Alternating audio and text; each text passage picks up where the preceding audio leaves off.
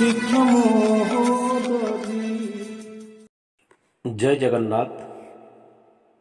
ଶିକ୍ଷା ମହୋଦଧିରେ ପ୍ରତ୍ୟହ ଅବଗାହନ କରୁଥିବା ଏବଂ ନିଜ ଅଜ୍ଞାନକୁ ଧୌତ କରୁଥିବା ମୋର ପ୍ରିୟ ଭାଇ ଭଉଣୀମାନଙ୍କୁ ଆଜିର ଏହି ଅଧ୍ୟାୟରେ ମୁଁ ମୋର ଶୁଭେଚ୍ଛା ତଥା ଅଭିନନ୍ଦନ ଜଣାଉଛି।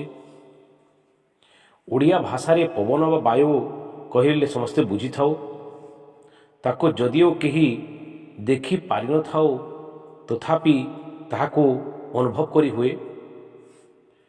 ଆମେ ସମସ୍ତେ ଜାଣିଛୁ ସୃଷ୍ଟିକୁ ରକ୍ଷା କରୁଥିବା ଏକ ଉପାଦାନ ଯାହାକି ସର୍ବତ୍ର ବିଦ୍ୟମାନ ଥାଏ।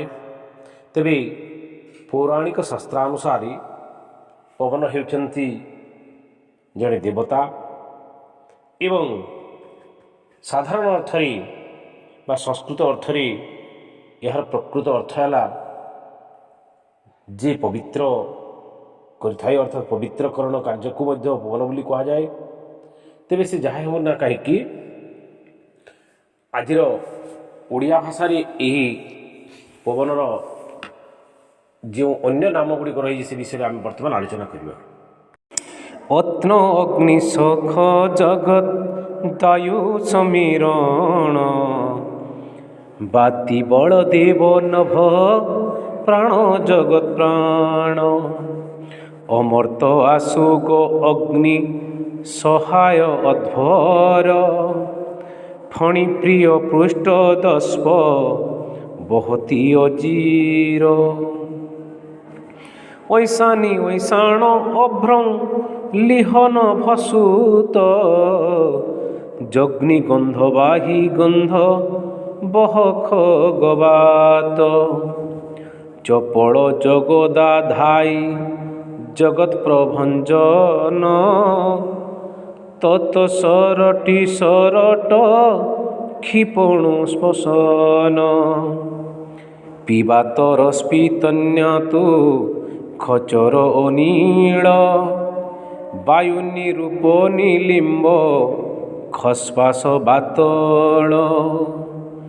ନିଘୋଷ୍ପ ନିଷ୍ପାବ ନିଶ୍ଚା ରକନ ଭସ୍ମାନ, ବା ନିତ୍ୟ ଗତି ଗଗ ନ ସ୍ପର୍ଶ ଧୁନନ। ସନ୍ଧ୍ୟୁଦର୍ଧରି କତ୍ରିବ ଳିକ ଅଭ୍ରଙ୍କସ, ସର୍ବସାକ୍ଷୀ ସର୍ବଗାମୀ ସୁମରତସ। ବିଷ୍ପଜୁ ବିସ୍ମୟୁ ବହ୍ନି ମିତ୍ରନ ଭାସ୍କର, ସ୍ପର୍ଶନ ସର୍ବଗ ସର୍ବତ୍ରଗ ପରିମର। ଶୁକ ସ୍ପେଦ ନାଶ ମାତ ରିଷ୍ପାତ୍ରି ବଳିକ, ବିଧୂସର୍କ ସ୍ୱକମ୍ପନ ସ୍ଫୁର ହରିଧୋକ। ମର୍କମୀ ବାସାଦି ହରି ଣାସ୍ପଗନ୍ଧ ବାହ, ସାରବ୍ୟଜ ପ୍ରାଣ ସ୍ପର୍ଶ କାରି ଶବ୍ଦବହ।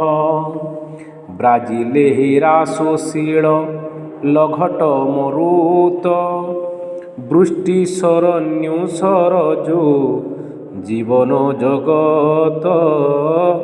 ବୃଷ୍ଟି ଶରଣ୍ୟୁ ସରଜୁ ଜୀବନ ଜଗତ।